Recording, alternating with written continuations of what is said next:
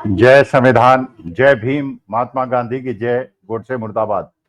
देखिए, आज की टैगलाइन देखकर कृपा करके चौंकिएगा नहीं। जो मैं कह रहा हूं, मेरी वीडियो को पूरा सुनिएगा और मैं ये सिद्ध करूंगा एक अध्यापक के रूप में कि जो मैं कह रहा हूं बिल्कुल सच कह रहा हूं।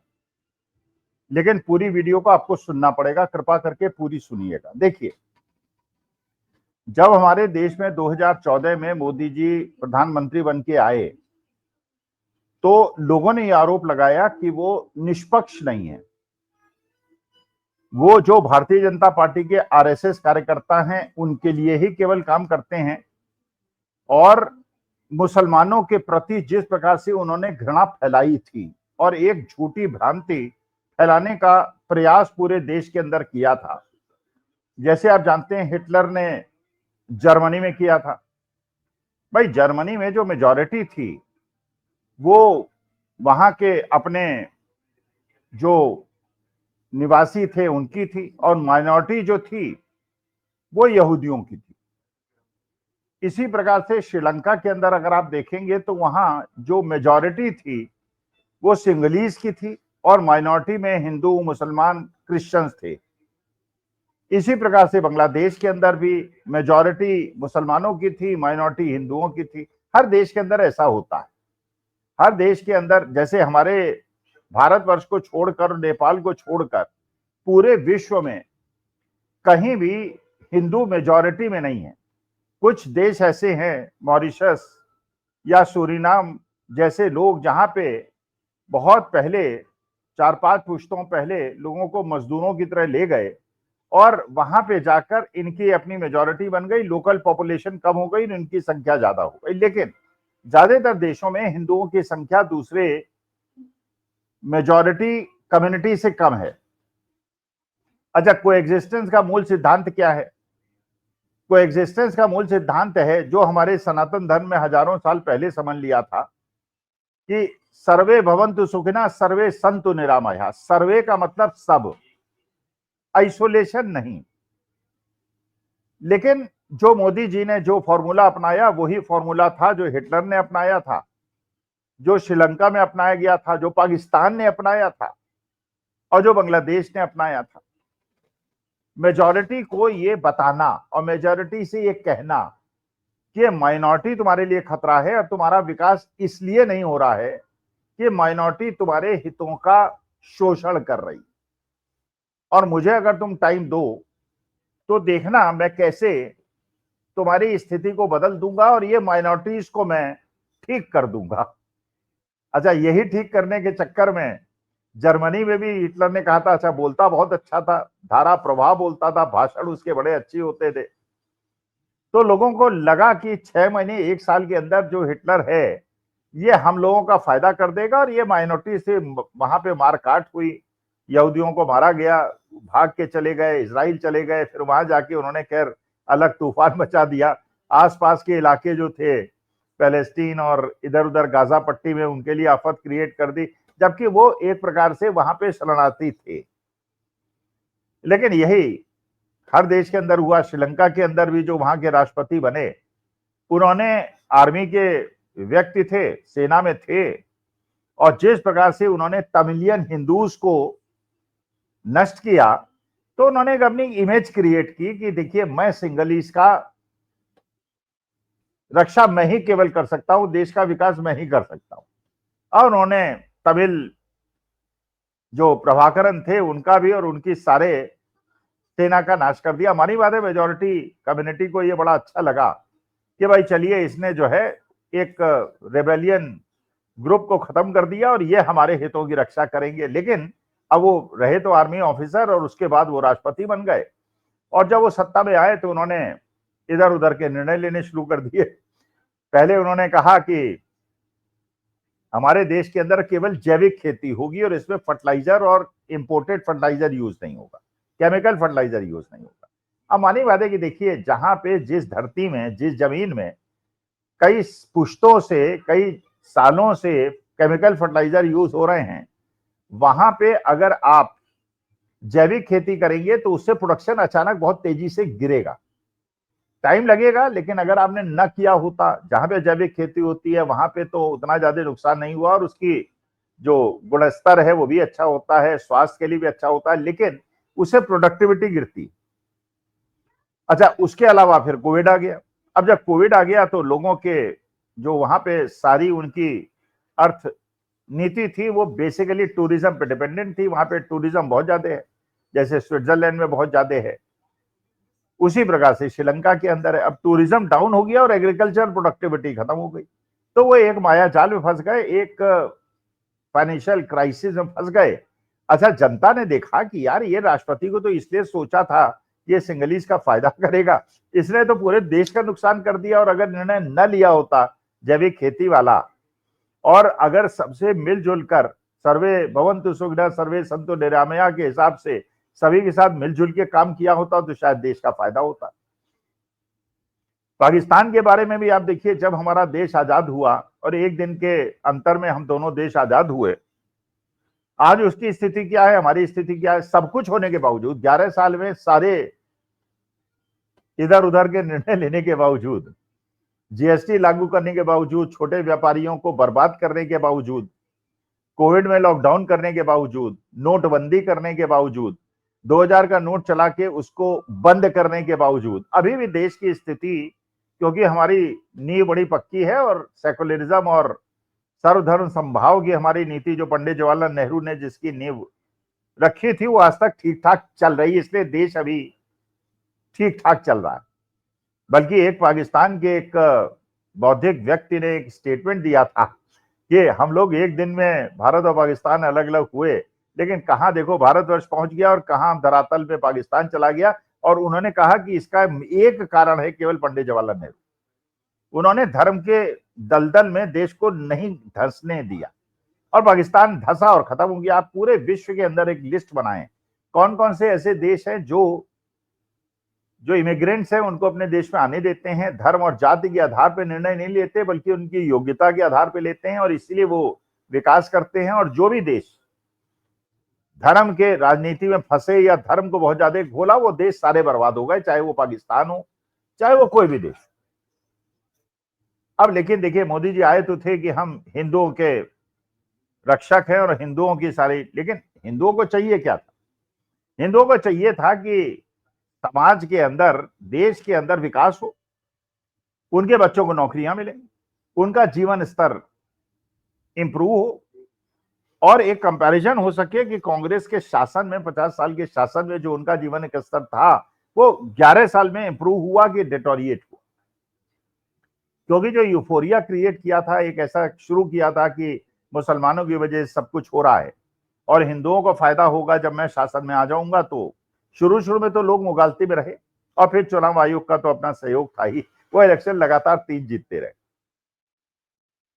अब आप ये देखिए कि जब से मोदी जी सत्ता में आए हैं, उन्होंने, जो मैंने कहा कि वो बड़े निष्पक्ष नेता हैं, उन्होंने निष्पक्ष, इसलिए मैं कह रहा हूं, उन्होंने देश की बर्बादी और देश की जनता की बर्बादी में कभी हिंदू मुसलमान का भेद नहीं किया। बल्कि आप अगर अपने नजदीक देखें, और मैंने इस चीज को, एक फिनोमेना को ऑब्जर्व किया है, इसीलिए मैं इस निष्कर्ष पे पहुंचा हूं। अभी तक मैं केवल ऑब्जर्व कर रहा था, स्टडी कर रहा था, और जब मुझे निष्कर्ष मिला, मैंने ये देखा अर्बन क्लैप में, अर्बन कंपनी में मैंने जितने भी ऑर्डर्स दिए हैं, मैंने अपने घर में टर्माइट ट्रीटमेंट कराया है, मैंने वुडवर्क कराया है, मैंने अपने बाथरूम की सफाई कराई है, हमने अपने घर की सफाई कराई है, हमने पीवीसी पैनल्स लगवाए, जितने भी काम किए हैं, मैंने देखा जितने भी लड़के काम करने आए हैं वो सारे के सारे मुसलमान। जबकि ये काम कौन से थे? लकड़ी का काम किसको करना चाहिए था? विश्वकर्मा को करना चाहिए था। पर अगर पुरानी रीतियों के हिसाब से देखें, जो उनका पुश्तैनी काम था, नहीं होना चाहिए, ये जातियों के आधार पर ये सब नहीं होना चाहिए, सबको सब, लेकिन कई कुशलता है, उनकी निपुणता है, क्योंकि घर में उन्होंने बचपन से देखा है, तो बढ़ई जो है वो बढ़ई सीखता है, अपने बाप को करते हुए देखता है, सीख जाता है। किसान जो है वो किसानी करते हुए सीख जाता है। हम लोग किसानी में जाएंगे तो शायद हम लोग नहीं सफल होंगे, क्योंकि हमने किसानी हमारे परिवेश में नहीं। बल्कि एक मजाक की बात मैं आपको बता ही दूं, एक लड़का अपना एग्रीकल्चरल इंजीनियरिंग में एमटेक करके आया और वो अपने पिता को देख रहा था कि पिता जो है वो खुदाई कर रहा था और कुछ कटाई छटाई कर रहा था। उसने कहा कि पापा ये क्या कर रहे हो तुम, अगर ऐसा करोगे तो इससे अमरूद अच्छे नहीं निकलेंगे। तो पिता ने कहा कि बेटा ऐसा है, तुमने एमटेक एग्रीकल्चर इंजीनियरिंग जो कर लिया है, लेकिन ये अमरूद का पेड़ ही नहीं है, ये तो आम का पेड़ है। इसका मतलब ये है कि जो पुराने लोग हैं, जब उनको पुश्तैनी रूप से उसको देखते हैं, जैसे आप वैश्य समाज को लोग को देखिए या पटेल समाज के लोगों को देखिए, व्यापार उनके खून में है। They know as to how to, because they get that environment in home. अच्छा, ये जो फिनोमेना मैंने ये ऑब्जर्व किया कि जो पिछले 11 साल में नुकसान वास्तविकता में हुआ, और आप अपने घर में झांक के देखिएगा, आप अपनी स्थिति को देखिएगा, क्योंकि हिंदुओं को तो ये मैसेज दे दिया गया कि तुम हिंदू बनो, गर्व करो कि तुम हिंदू हो। अच्छा, वो गर्व करने लगा। अच्छा, ओबीसी और दलित को भी बड़ा आनंद आया कि सवर्णों के साथ बैठ के हो रहा है, ये मीटिंग हो रही है, कहीं कोई परेशानी नहीं हो रही, लेकिन उसकी घर की आर्थिक स्थिति खराब होती चली गई। इसलिए क्योंकि जो उसका पुश्तैनी काम था, जिसमें उसकी दक्षता थी, वो काम करना उसने छोड़ दिया, क्योंकि उसने अपने स्तर को उठा लिया। और मुसलमानों ने जो किया, उन्होंने कहा भाई देखो, अब सर्वाइवल का एक तरीका है, दम साध के केवल अपनी आर्थिक स्थिति को मजबूत करने का काम करो। अब मान लीजिए, जैसे मजाक में कहा जाता है, लोग कहते हैं पंचर बनाने वाले लोग हैं। अब भाई देखिए, आपकी कार है, स्कूटर है, पंचर होगा तो ठीक तो कराना पड़ेगा। अच्छा, खुद तो आप ठीक कर नहीं सकते, पंचर बना नहीं सकते, आपके पास औजार नहीं होते, किसी ना किसी दुकान के पास आपको जाना पड़ेगा। अच्छा, उस दुकान में 80% वही मुसलमान लोग हैं, तो मानी बात है, वो 10 रुपए में करवाएगा तो आपको कराना पड़ेगा, 100 रुपए में करेगा तो आपको कराना पड़ेगा, तो वो तो अपना 1000 1500 रुपए रोज कमा लेगा।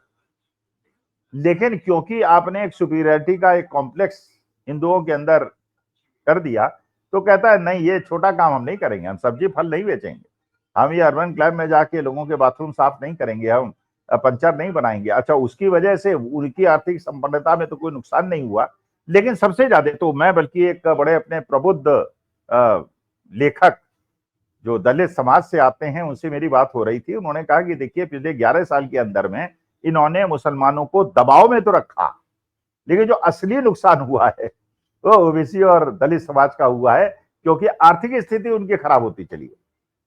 तो मोदी जी ने इसमें कोई भेदभाव नहीं किया। नारा तो उन्होंने दिया सबका साथ, सबका विकास, सबका विश्वास, लेकिन सही मायने में अगर आप उसको एनालाइज करेंगे तो सबका साथ, सबके साथ, सबका विनाश और सबका सत्यानाश, ये हुआ है आर्थिक स्थिति के मामले में।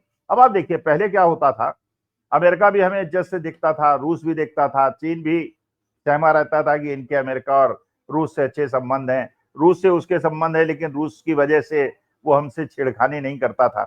आज के तारीख में चारों तरफ से आपस में समझौते हो रहे हैं, सऊदी का और पाकिस्तान का समझौता हो रहा है, बल्कि ये स्थिति बन रही है, और हो सकता है मैं आपको कुछ दिनों में सुनने को मिल जाए कि एक नेटो टाइप का एक ऑर्गेनाइजेशन बन जाए, जैसे ओआईसी है, जिसमें मुस्लिम कंट्रीज हैं, जिसमें कभी भी पाकिस्तान को तवज्जो नहीं मिली और भारत को ज्यादा तवज्जो मिलती थी। वो नेटो टाइप का एक मुस्लिम ऑर्गेनाइजेशन बन जाए और पाकिस्तान उसका हेड हो जाए, जो सऊदी अरेबिया और पाकिस्तान के बीच में युद्ध समझौता हुआ है। चीन भी उसके साथ है, अमेरिका भी उसको पद भी दे रहा है, लोन भी दिलवा रहा है, रूस ने भी जो कभी उसे आयुध की आपूर्ति नहीं की थी, उसने करनी शुरू कर दी है।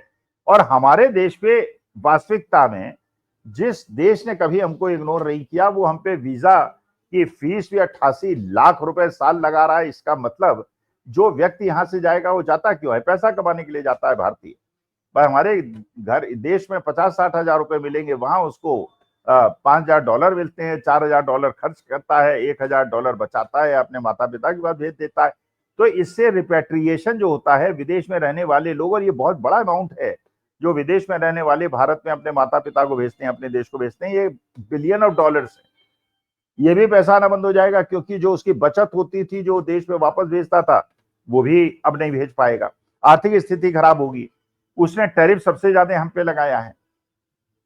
अभी कॉटन पे हम लोगों ने इंपोर्ट ड्यूटी खत्म करी है, अब थोड़े दिनों में आप सुनिएगा मक्का पे खत्म कर दी है, फिर थोड़े दिन बाद सुनेगा कि ट्रेड डील हो गई है, उसमें और हमारे किसान बर्बाद हो जाएंगे। माने मोदी जी ने वास्तविकता में अगर विश्लेषण करें, कोई पक्षपात नहीं किया है, विदेश नीति को भी एक ही प्रकार से तबाह किया है। देश की अंदरूनी स्थिति में भी जितना ज्यादा मुसलमानों को नुकसान नहीं हुआ है, उससे ज्यादा हिंदुओं का नुकसान हुआ है।